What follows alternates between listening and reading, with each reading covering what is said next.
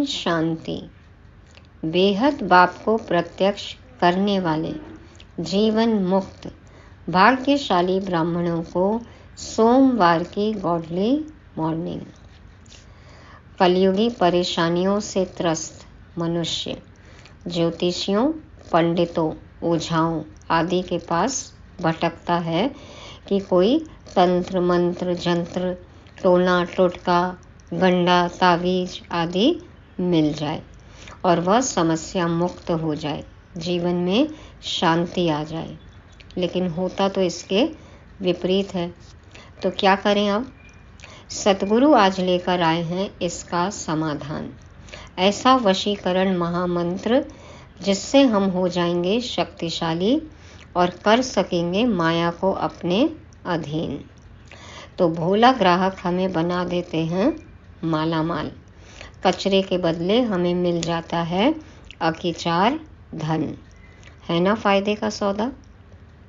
लेकिन ये सब कब होगा, कैसे होगा? उसके लिए हमें राजयोगी बनना होगा, चुप रहना होगा, 5 तत्वों से पार जाना होगा, सबकी नब्ज देखकर उन्हें ज्ञान समझाना होगा और पवित्रता की धारणा तो अत्यंत जरूरी है ही। साथ ही साथ अशरीरीपन का अभ्यास। 5 तत्वों से पार जाके बिंदु रूप में स्थित होके बिंदु बाप से मिलन मनाना होगा। और ये सब सहज कैसे हो? इसके लिए सुनते हैं चारों तरफ से मन बुद्धि को समेटकर बाबा व मम्मा की 4 दिसंबर 2023 की समझानी। मीठे बच्चे, सतगुरु का सहज वशीकरण मंत्र तुम्हें मिला हुआ है कि चुप रहकर मामेकम याद करो।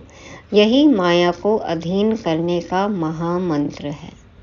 माया, विकार, रावण को अधीन करने का महामंत्र है कि मन का मौन और मुख का मौन रखते हुए एक बाप को ही, शिव बाबा को ही याद करना है। ये सद्गुरु हमें सहज वशीकरण मंत्र देते हैं जिससे हम समस्या मुक्त हो जाएंगे, सदा के लिए शांति का अनुभव करेंगे और माया हमारे अधीन हो जाएगी, उसको हम वश में कर सकते हैं। महामंत्र है खुद को आत्मा समझ एक परमात्मा बाप को ही याद करना। प्रश्न है, शिव बाबा ही सबसे भोला ग्राहक है, कैसे? उत्तर में बाबा कहते, बच्चे तुम्हारे पास देह सहित जो भी पुराना कचरा है वह मैं लेता हूँ, सो भी तब जब तुम मरने पर हो। अंतिम घड़ी है ना, न जाने कौन सा पल अंतिम पल हो, अंतिम जन्म है, अंतिम घड़ी है। तभी तो आते हैं बाबा और कहते हैं कि देह सहित सब कुछ भूल जाओ, अपने पुराने कचरे को मुझे दे दो। तो तुम्हारे सफ़ेद कपड़े भी मरने की ही निशानी है। बाबा ने बताया ना, ब्रह्मा कुमारी क्या है, सफ़ेद ड्रेस पहनती है, तो बाबा कहते ये भी मरने की निशानी है। तुम अभी बाप पर बलि चढ़ते हो। अभी मन बुद्धि से, तन मन धन से हम बाप पर बलिहार जाते हैं। अपना सब कुछ पुराना हमें बाप पर न्यौछावर कर देना है। पुराने आसुरी स्वभाव, संस्कार, इनकी बलि चढ़ा देनी है। तो बाबा कहते हैं बाप फिर 21 जन्मों के लिए तुम्हें मालामाल कर देते हैं। भक्ति मार्ग में भी बाप सबकी मनोकामनाएं पूर्ण करते हैं। ज्ञान मार्ग में भी सृष्टि के आदि मध्य अंत का ज्ञान दे त्रिकालदर्शी बनाते हैं। तो बाबा को पा लिया, देखो पाना था सो पा लिया, सारी मनोकामनाएं पूरी हो गई। हम त्रिनेत्री, त्रिकालदर्शी, त्रिलोकी नाथ बन गए। भविष्य 21 जन्मों के लिए हमने राज्य भाग्य प्राप्त कर लिया। अखिचार धन मिलने की गारंटी है। ये सब के बदले हमने क्या दिया बाबा को? पुराना कचरा दिया। क्या और मिलता क्या है, प्राप्ति क्या है? तो बाबा कितना भोला ग्राहक है? लूट लेना है बाबा को, खुला भंडार है बाबा का। तो बाबा कहते हैं कि इसलिए जो भी कचरा है वो दो। और बदले में नया ले लो, वो भी आधा कल्प के लिए। है ना अच्छा सौदा। तो बाबा कितना भोला ग्राहक है, इसीलिए कहते हैं ना भोलानाथ। गीत है, भोलेनाथ से निराला कोई और नहीं, वो है बिगड़ी को बनाने वाला।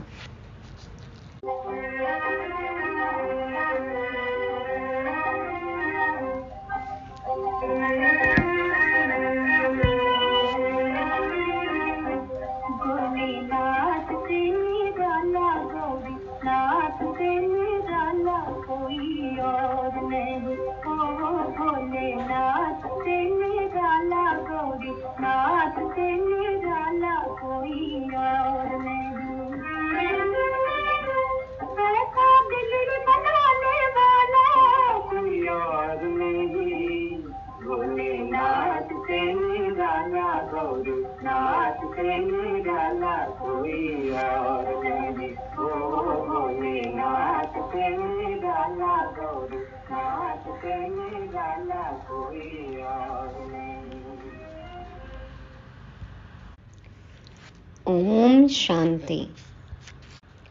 बच्चे भोलानाथ के सम्मुख बैठे हुए हैं।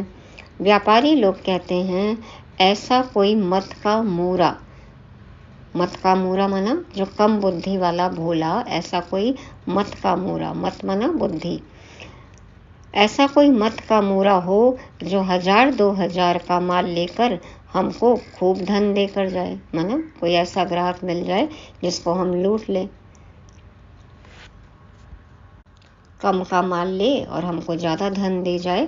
तो ऐसा सभी दुकान वाले चाहते हैं, व्यापारी। तो हे भगवान, हमको ऐसा ग्राहक मिलाओ। अब भोलानाथ बाप आकर बच्चों को आदि मध्य अंत का राज समझाए त्रिकालदर्शी बना रहे हैं। बाबा पूछते, मेरे जैसा ग्राहक तुमको कभी मिल सकता है? हाँ, मेरे जैसा ग्राहक कभी मिलेगा जो कचरा लेकर और अखिचार धन देता हो? तो तुम उनको अर्पण करते हो। भक्ति मार्ग में बहुत महिमा करते हो। देखो, सब कुछ अर्पण करते हैं, समर्पित होते हैं, भक्ति मार्ग में महिमा करते हैं। भोलानाथ की महिमा होती है, तुम माता पिता हम बालक तेरे, तुम्हारी कृपा ते सुख घनेरे। वह आकर राजयोग सिखलाते हैं, राजाई देते हैं। बाप को कहते हैं, यह जो पुराना कचरा है वह हम आपके ऊपर बलि चढ़ाते हैं। आप हमको 21 जन्मों के लिए मालामाल करते हो। सर्राफ होते हैं ना, मट्टा सट्टा करते हैं, कमीशन लेते हैं, है ना। शेयर बाजार वाले होते हैं, शेयर मार्केट में खेलते हैं, सट्टा मट्टा करते हैं, बेट करते हैं। तो यह भी कहते हैं, कचरा जो भी है देह सहित वह सब तुम्हारा लेता हूँ जब तुम मरने पर हो। पूरा जीवन तो भोग लिया, पूरा कल्प में इतने जन्म भोग लिए, और अब अंतिम जन्म में, अंतिम समय में आकर बाबा कचरा लेते हैं। यहाँ तुम ब्रह्मा कुमारियों के कपड़े भी सफ़ेद हैं, जैसे कि तुम मरे पड़े हो। मरने वाले पर हमेशा सफ़ेद चादर डालते हैं, कोई भी दाग न हो। इस समय सबको माया का काला दाग लग गया है, इसको ही राहु का ग्रहण कहा जाता है। जो माया है, विकार है, ये क्या है? राहु का ग्रहण। चंद्रमा पर भी ग्रहण लगने से काला हो जाता है ना, तो यह माया का ग्रहण भी सारे विश्व को काला कर देता है। इसमें तत्व आदि सब आ जाते हैं, सभी तमो प्रधान हो गए ना, आत्मा और प्रकृति सब तमो प्रधान है। बाप बैठ समझाते हैं, यह तुम्हारा राजयोग है। राजयोग से स्वर्ग में राजाई प्राप्त करनी है। तुम राजाओं का राजा बनते हो। नारायणी नशा रहता है हमें नारायणी नशा। नर से नारायण बनते हैं। लक्ष्मी नारायण का राज्य होता ही है सतयुग में, तो जरूर मुझे अंत में आना पड़े। यह समय है भक्ति मार्ग का। भक्ति मार्ग में दर दर माथा टेकते धक्का खाते रहते हैं। देखो, जगदीश भाई हंसी की बात करते थे ना, कि माथा टेकते टेकते टिप्पड़ घिस गई। बाबा कहते हैं, देखो गंजे हो गए, बाल ही उड़ गए। तो बाबा कहते हैं, धक्का खाते रहते हैं। भक्तों का रखवाला है भगवान, भक्ति का फल आकर देते हैं। सब भक्त तो हैं, परंतु सबको एक जैसा फल नहीं मिलता है। जिसकी भक्ति पूरी हो जाती है, देखो भगवान मिल जाते, ज्ञान मिल जाता, सद्गति मिल जाती, सद्गति के अधिकारी बन जाते। लेकिन सबको एक जैसा फल नहीं मिलता है। कोई को साक्षात्कार होता है, कोई को पुत्र मिलता है अल्पकाल के लिए। भक्ति में भी सबकी प्राप्ति अलग अलग है। किस्म किस्म की मनोकामनाएं पूरी करता हूँ। दुनिया में यह किसको पता नहीं कि भगवान आया हुआ है राजयोग सिखलाने। समझते हैं वह द्वापर में आया तब राजयोग सिखाया होगा, फिर वहाँ नर से नारायण कैसे बनेंगे। अभी ही बाप तुम्हें राजयोग सिखलाकर राजाओं का राजा बनाते हैं। यहाँ तो तुम्हें सिर्फ चुप रहना है। बाबा कहते कि बाबा हमें राजयोगी बनाते, राजाओं का राजा बनाते। करना क्या है? चुप रहना है। कैसा चुप? मन का भी मौन और मुख का भी मौन। तो चुप रहना है। मन मना भव, यही सतगुरु का सहज वशीकरण मंत्र है। अपने मन को बाबा में लगा दो। यह है सतगुरु का सहज वशीकरण मंत्र। गुरुओं के पास जाते हैं ना मंत्र जंत्र लेने, तो सतगुरु हमें महामंत्र देते हैं, वशीकरण मंत्र देते हैं कि अपना मन मुझ में लगा दो। इस मंत्र में बहुत आमदनी है, कमाई है इस मंत्र में। यह माया को अपने अधीन करने का मंत्र है। माया जीत जगत जीत। यदि ये मंत्र हम यूज करते हैं बाबा की श्रीमत अनुसार, यदि हम बाप में ही अपना मन लगाते हैं तो विकारों पर हम जीत पाते हैं। 5 तत्वों से बने इस शरीर पर भी जीत पाते हैं, इस जगत पर जीत पाते हैं, और फिर भविष्य में हम बनते हैं विश्व राज्य अधिकारी। तो माया जीत जगत जीत। भक्ति मार्ग वालों का है मन जीते जगत जीत। मन को जीतो तो जगत जीत बनेंगे। इसके लिए वह हठ योग आदि करते हैं। और बाबा कहते हैं विकारों को जीतो तो विश्व के मालिक बनेंगे। सो भी जगत जीत बनने के लिए नहीं करते। मन जीते जगत जीत बोलते हैं भक्ति में, लेकिन देखो विश्व के मालिक तो बनते नहीं हैं। वह तो मुक्ति के लिए करते हैं। उनको है कि मोक्ष मिल जाए, जन्म मरण से परे हो जाएं। वह तो मुक्ति के लिए करते हैं। तो बाप आकर कहते हैं बच्चे, देह सहित सर्व धर्मानी परित्यज्य मामेकम शरणम व्रज। तो बाबा बोलते हैं ना कि मैं फलाने धर्म का हूँ, फलाना हूँ, ये सब श्लोक में बोलते हो, तो ये सब जो देह के धर्म है इसको छोड़ो और एक मेरी शरण में आ जाओ, माना मुझे याद करो। तो यह सब बातें छोड़ अपने को आत्मा समझ मामेकम याद करो। बस मैं जो मत दे रहा हूँ उस पर चलो। मामेकम, मुझ एक को ही याद करो, बाबा कहते हैं। तो अभी तक तो क्या किया हमने? अनेक मत पर चलते आए ना। तो बाबा कहते हैं बस मैं जो मत दे रहा हूँ उस पर चलो। बाकी अब तक जो अनेक मतों पर चलते आए उन सब की मत छोड़नी पड़े। देखो सबकी मत ने हमारी मत कैसी कर दी, माना बुद्धि कैसी कर दी, मति कैसी हो गई, मूढ़ मति हो गए। तो अब वो छोड़ना है सबकी मत। तो तुम्हारा ज्ञान बिल्कुल नया हो गया। समझते हैं इन्हों की बातें तो नहीं हैं। हाँ, ज्ञान के इतने सारे पॉइंट्स हैं नए नए, तो समझते हैं ना कि ये ज्ञान कहाँ से मिला, कौन बता रहा है आपको? नया ज्ञान है। तुम बच्चे जब किसी को भी समझाते हो तो पहले उनके नब्ज देखनी है। सबके सामने एक जैसी बात नहीं करनी है, क्योंकि सबकी समझ अलग अलग है, पॉइंट्स अलग अलग हैं, बैकग्राउंड अलग अलग है। तो नब्ज देखकर डॉक्टर भी दवाई देता है ना। तो बाबा कहते हैं सबकी नब्ज देखो, उस हिसाब से समझाओ। सबके सामने एक जैसी बात नहीं करनी है। मनुष्यों की है अनेक मतें, तुम्हारी है एक मत, परंतु नंबरवार है। जो अच्छा योग में रहते हैं, धारणा करते हैं, वह जरूर अच्छा समझाएंगे।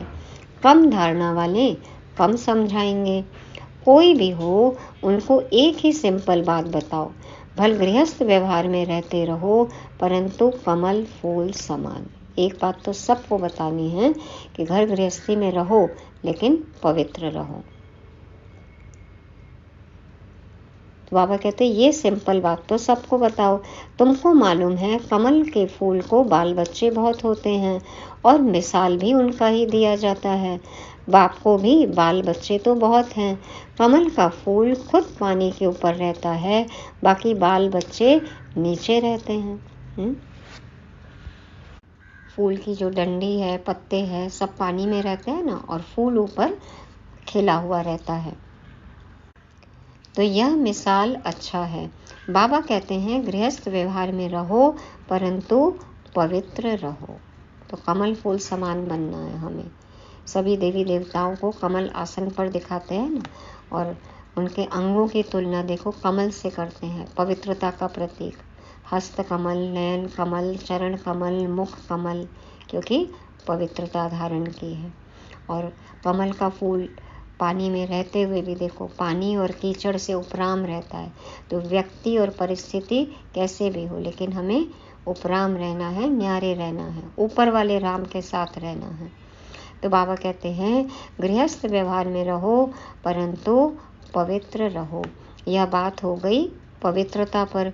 सो भी इस अंतिम जीवन के लिए पवित्र रह मामेकम याद करो। रचना की पालना भी जरूर करनी है, नहीं तो हठ योग हो जाएगा। अब जो हमारी जिम्मेवारी है उसको भी पूरा तो करना ही है। दुनिया में पवित्र तो बहुत रहते हैं, बाल ब्रह्मचारी तो भीष्म पितामह मिसल हो गया। अच्छा, बाल ब्रह्मचारी वह जो स्त्री पुरुष दोनों इकट्ठे रह पवित्र रहे। साथ में रहते हुए, प्रवृत्ति में रहते हुए पवित्र रहें, ये है मिसाल, उदाहरण स्वरूप। तो बाबा कहते हैं अच्छा बाल ब्रह्मचारी वह है, अच्छा बाल ब्रह्मचारी वह है जो स्त्री पुरुष दोनों इकट्ठे रहे पवित्र रहे। गंधर्वी विवाह की चर्चा तो शास्त्रों में भी है, परंतु कोई जानते नहीं है, मतलब साथ रहते भी पवित्र रहे। लेकिन गंधर्वी विवाह को देखो अलग अर्थ समझ लिया है कि यदि स्त्री और पुरुष एक दूसरे से प्यार करते हैं, चाहते हैं, तो वो शादी कर सकते हैं। लेकिन गंधर्वी विवाह का जो अर्थ शास्त्रों में है, माना साथ रह के भी पवित्र रहना, तो वो कोई जानते नहीं है सही अर्थ, या तो बाप ही समझाते हैं। बाबा कहते हैं बच्चे अब काम चिता के बदले दोनों ज्ञान चिता का हथियाला बांधो। ज्ञान चिता पर बैठो, ज्ञान मार्ग में चलो। कैसा अच्छा काम तुम ब्राह्मण करते हो। प्रतिज्ञा करनी है पवित्र रहने की। एक दो को सावधान करते तुम दोनों स्वर्ग में चले जाएंगे। एक दूसरे को सहयोग करेंगे, सावधान करेंगे, एक दूसरे के लिए प्रेरणा बनेंगे, स्वर्ग में चले जाएंगे। यहाँ तुम इकट्ठे पवित्र रहकर दिखाते हो, इसलिए तुम बड़ा ऊंच पद ले सकते हो। मिसाल दिया जाएगा ना, तो उदाहरण बनेंगे। देखो एग्जाम्पल, सैंपल। ज्ञान चिता पर बैठ स्वर्ग में जाकर ऊंच पद पाते हैं, इसमें हिम्मत है बड़ी। अगर पक्के हो चलते रहो तो पद बहुत ऊंच है, फिर सर्विस पर भी मदार है। जो बहुत सर्विस करेंगे, प्रजा बनाएंगे, वह पद भी अच्छा पाएंगे। बाबा मम्मा से भी ऊंच चला जाना चाहिए, परंतु जैसे बाबा कहते हैं वह दोनों क्रिश्चियन अगर आपस में मिल जाएं, अमेरिका और रशिया की बात कर रहे हैं बाबा, तो विश्व के मालिक बन जाएं। आपस में मिल जाएं तो विश्व के मालिक बन जाए। इतनी शक्ति, इतनी ताकत है। ऐसा जोड़ा कोई निकले जो माँ बाप से ऊंच जाए, सो है नहीं। बाबा मम्मा से जो ऊंचा चला जाए, ऐसा कोई युगल है? हाँ, नहीं है। तो जगत अम्बा, जगत पिता ही नामी ग्रामी है। इन जैसी सर्विस कर नहीं सकेंगे। यह निमित्त बने हुए हैं, इसलिए कभी हार्ट फेल नहीं होना चाहिए। चलो उनसे ऊपर नहीं जा सकते, उनसे आगे नहीं जा सकते, उन जैसा तो बन सकते हैं, उनको फॉलो तो कर सकते हैं, तो दिल शिकस्त नहीं होना है।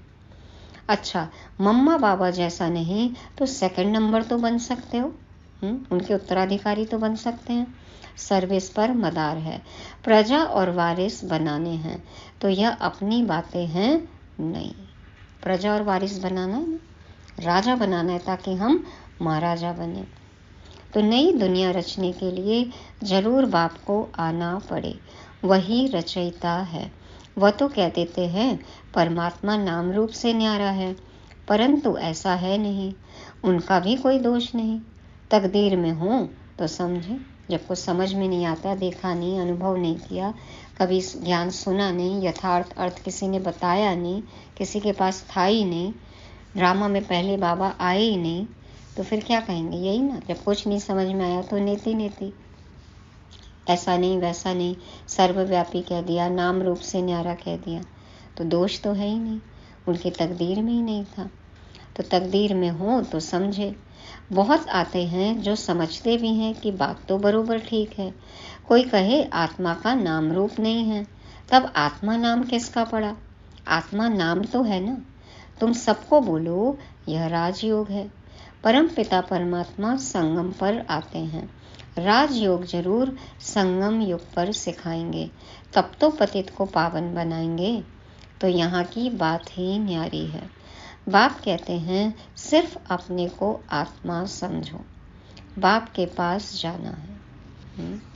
न्यारा बाप है ना हमारा। देखो यहाँ की बात ही न्यारी है। बाप भी न्यारा, बच्चे भी न्यारे, न्यारे बनना है हमें, ज्ञान भी न्यारा। तो बाबा कहते क्या करना है? अपने को आत्मा समझो, बाप के पास जाना है। इसमें प्रश्न पूछने की कोई बात ही नहीं। कहते भी हैं कि हमारी आत्मा को न दुखाओ, यह पाप आत्मा है, पुण्य आत्मा है। आत्मा के लिए कोई कह न सके कि उनका कोई रूप नहीं होता है। विवेकानंद जब रामकृष्ण के सामने बैठा तो उनको साक्षात्कार हुआ। देखा कि लाइट आई जो मेरे में प्रवेश हुई, ऐसे कुछ बात बताते हैं। तुम बोलो हमारा है राजयोग। उनको लगा ना मेरे गुरु की आत्मा मुझ में आ गई, वो लाइट मुझ में आ गई। तो बाबा कहते तुम उनको बताओ हमारा राजयोग है। इसमें देह सहित देह के सभी मित्र संबंधियों आदि को भूलना पड़ता है। हम आत्मा उनके बच्चे हैं, आपस में ब्रदरहुड है, भाईचारा कहते हैं ना। अगर सभी फादर हो जाते तो फिर फादर ही फादर को प्रार्थना करते। मैं भी फादर तो भी फादर, इसलिए कोई भी नहीं कर रहा है किसी का आदर। हाँ, सभी फादर बने बैठे हैं, सभी भगवान बने बैठे हैं, अहम शिवोहम कहते हैं, अहम ब्रह्मास्मि कहते हैं। तभी देखो दुनिया की क्या हालत हुई है। तो यदि सब फादर हो जाते तो फादर ही फादर को प्रार्थना करते। अभी हम राजयोग सीख रहे हैं। यह है राजाओं का राजा बनने का योग। अभी तो राजा ही है नहीं, तो समझाना है हम शांति में रहकर सिर्फ शिव बाबा को याद करते हैं, अपने को शरीर से न्यारा समझते हैं। आत्मा कहती है मैं एक शरीर छोड़ दूसरा लेती हूँ, तो नॉलेज का संस्कार आत्मा में रहता है ना। अच्छा व संस्कार, बुरा संस्कार, जो भी हो अच्छा बुरा, वो संस्कार किस में रहता है? आत्मा में रहता है। तभी कहते हैं ना महात्मा, पुण्यात्मा, पापात्मा, धर्मात्मा, देवात्मा। जैसा संस्कार जिस आत्मा का वैसा विशेषण लगता है। माना आत्मा निर्लेप तो नहीं है ना, आत्मा में ही लेप छेप लगा पाप पुण्य का, सबका, अच्छे बुरे कर्म का।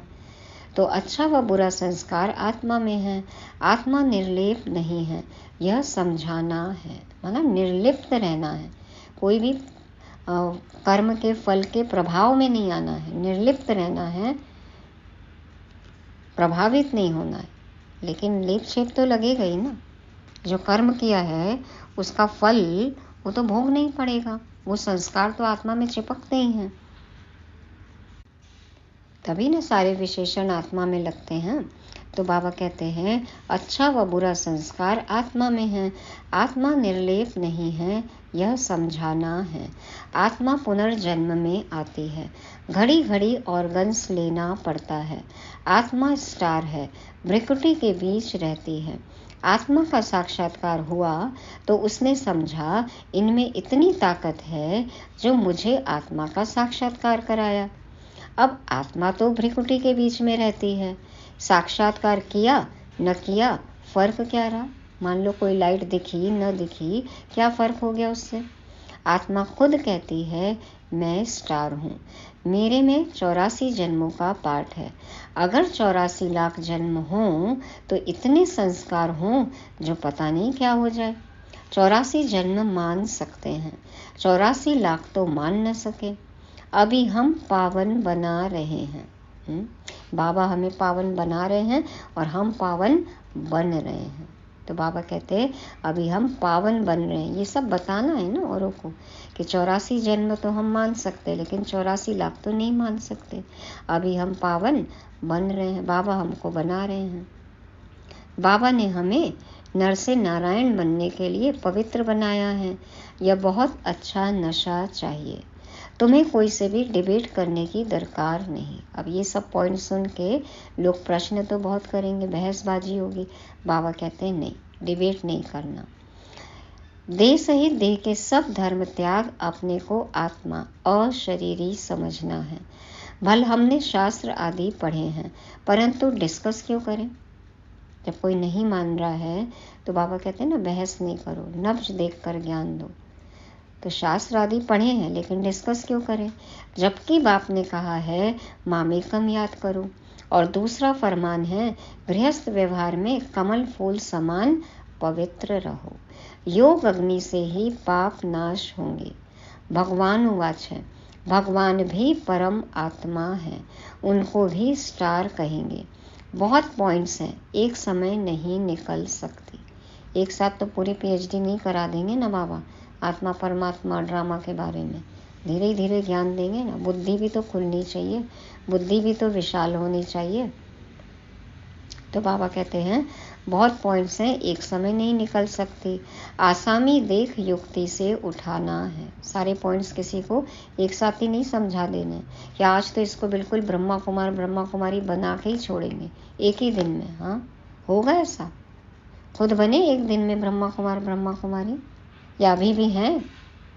संपूर्ण रूप से चेक करना है। तो बाबा कहते हैं आसामी देख युक्ति से उठाना है। बोलो, हम भी शास्त्र पढ़ते हैं, परंतु बाप का फरमान है कि सभी को भूल मामेकम याद करो, वह है निराकार। आत्मा को तो सब मानेंगे, विवेकानंद वाले भी मानेंगे। आत्मा तो सभी में है, जरूर उनका बाप होगा ना, जिसको परमपिता परमात्मा कहा जाता है। यह सब पॉइंट्स है ना। यह सिमरन करने से सदैव पॉइंट्स मिलती रहेगी, स्टीमर भरता रहेगा। यदि हम ये याद रखें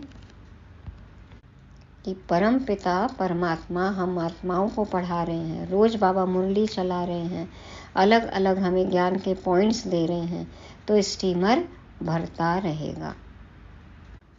जैसे कोई भी स्टीमर में सामान आता जाता है ना, यात्री आते जाते हैं, भरता जाता है। तो बाबा कहते यह भी जैसे अविनाशी ज्ञान रत्नों का बख्तर भरता है।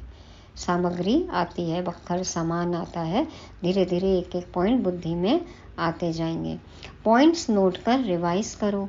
यह है रत्न, इनको धारण करने और लिखने का शौक चाहिए। सिर्फ डायरियाँ नहीं भरनी है, हाँ, बुद्धि रूपी डायरी में लिखना है, धारणा मूर्त बनना है, अच्छी तरह से सबको समझाना है। आत्मा तो सभी में है, उनका नाम रूप नहीं है। ऐसे तो कह नहीं सकेंगे आत्मा का रूप है तो परमात्मा का क्यों नहीं है। उनको कहा ही जाता है परमपिता परमात्मा, परम धाम में रहने वाला। कितना बच्चों को समझाया जाता है, तो अब सर्विस करके दिखाओ।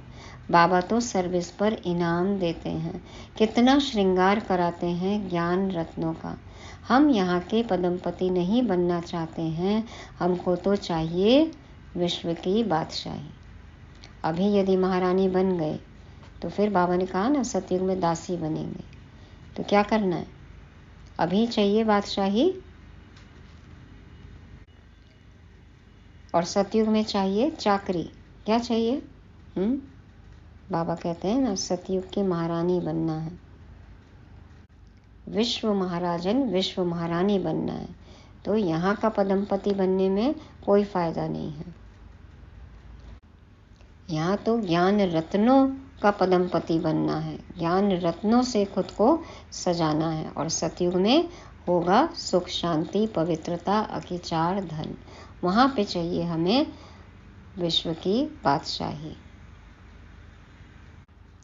अच्छा, मीठे मीठे से खिलते बच्चों प्रति माता पिता बाप दादा का याद प्यार और गुड मॉर्निंग। रूहानी बाप की रूहानी बच्चों को नमस्ते। हम रूहानी बच्चों की रूहानी बाप दादा को याद प्यार गुड मॉर्निंग और नमस्ते। शुक्रिया बाबा, शुक्रिया। धारणा के लिए मुख्य सार। पहला पॉइंट, ज्ञान रत्न जो मिलते हैं उन पर विचार सागर मंथन कर स्वयं में धारण करना है। ज्ञान रत्नों से सदा भरपूर रहना है। दूसरा, अपने नारायणी नशे में रहना है। वाहियात बातें किसी से भी नहीं करनी है। अशरीरी बनने का अभ्यास करना है। वरदान है, दुआ और दवा द्वारा तन मन की बीमारी से मुक्त रहने वाले सदा संतुष्ट आत्मा भव।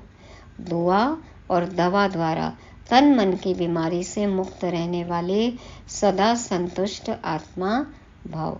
बाप दादा कहते हैं, कभी शरीर बीमार भी हो तो शरीर की बीमारी से मन डिस्टर्ब ना हो। और यहाँ हम क्या करते हैं, उल्टा। शरीर तो बीमार है, तन तो बीमार है, मन कितना खराब कर लेते हैं, कितना हलचल में आ जाते हैं। तो बाबा कहते हैं क्या करना है हमें, सदैव खुशी में नाचते रहो तो शरीर भी ठीक हो जाएगा। मन खुश मन चंगा तो कटौती में गंगा। मन अच्छा है तो तन भी दुरुस्त हो जाएगा। तो सदैव खुशी में नाचते रहो तो शरीर भी ठीक हो जाएगा। मन की खुशी से शरीर को चलाओ तो दोनों एक्सरसाइज हो जाएगी। खुशी है दुआ और एक्सरसाइज है दवाई। दुआ और दवाई चाहिए ना, तो खुशी है दुआ और एक्सरसाइज है दवाई। कौन सी एक्सरसाइज करनी है हमें, बाबा ने कितनी ड्रिल बताई है। तो दुआ और दवा दोनों से तन मन की बीमारी से मुक्त हो जाएंगे। खुशी से दर्द भी भूल जाएगा। सदा तन मन से संतुष्ट रहना है तो ज़्यादा सोचो नहीं। जितना बीमारी के बारे में सोचेंगे ना, और ही बीमारी बढ़ती जाती है। तो बाबा कहते हैं तन मन से संतुष्ट रहो सदा, ज़्यादा सोचो नहीं, वर्णन नहीं करो। अधिक सोचने से टाइम वेस्ट होता है और खुशी गायब हो जाती है।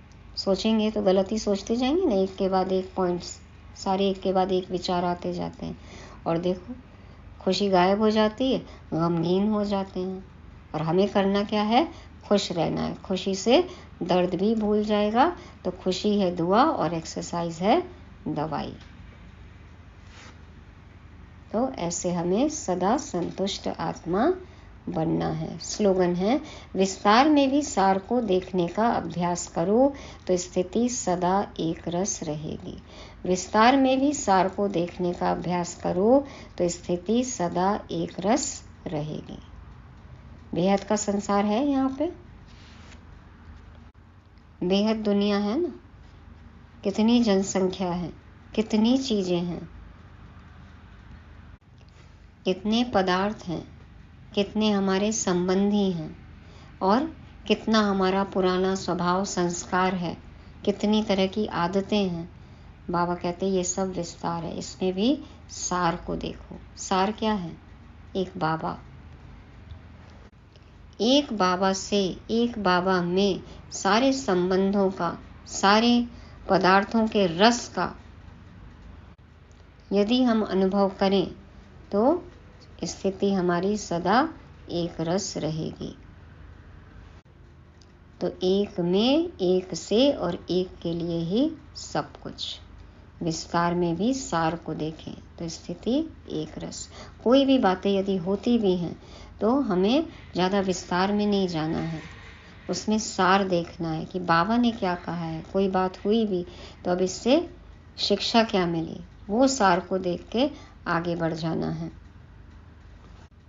मन हलचल में न आए, बुद्धि इधर उधर न जाए। तो विस्तार में भी सार को देखना। अब है मातेश्वरी जी के मधुर महावाक्य। परमात्मा की सद्गति करने की गत मत परमात्मा ही जानता है। परमात्मा की सद्गति करने की गत मत परमात्मा ही जानता है। मम्मा कहती तुम्हारी गत मत तुम ही जानो। भक्ति में तो ये कहते आए ना सभी, तुम्हारी गतमत तुम ही जानो। अब यह महिमा किसकी यादगार में गाते हैं, क्योंकि परमात्मा की सद्गति करने की जो मत है वो तो परमात्मा ही जानता है। जो श्रीमत है, जिससे सद्गति मिलती है, तो वो तो परमात्मा ही जानता है, मनुष्य नहीं जान सकता। मनुष्य की सिर्फ ये इच्छा रहती है कि हमको सदा के लिए सुख चाहिए, मगर वो सुख कैसे मिले? जब तक मनुष्य अपने 5 विकारों को भस्म कर कर्म अकर्म नहीं बनाए, तब तक वो सुख मिल नहीं सकता, क्योंकि कर्म अकर्म विकर्म की गति बहुत गहन है, जिसको सिवाय परमात्मा के और कोई मनुष्य आत्मा उसकी गति को नहीं जान सकता। किस कर्म से कौन सी गति होती है, ये मनुष्य नहीं जान सकता। ये बाबा आकर हमको बताते हैं ना, कर्म अकर्म और विकर्म की गति। तो अब जब तक परमात्मा ने वो गति नहीं सुनाई है, तब तक मनुष्यों को जीवन मुक्ति प्राप्त नहीं हो सकती।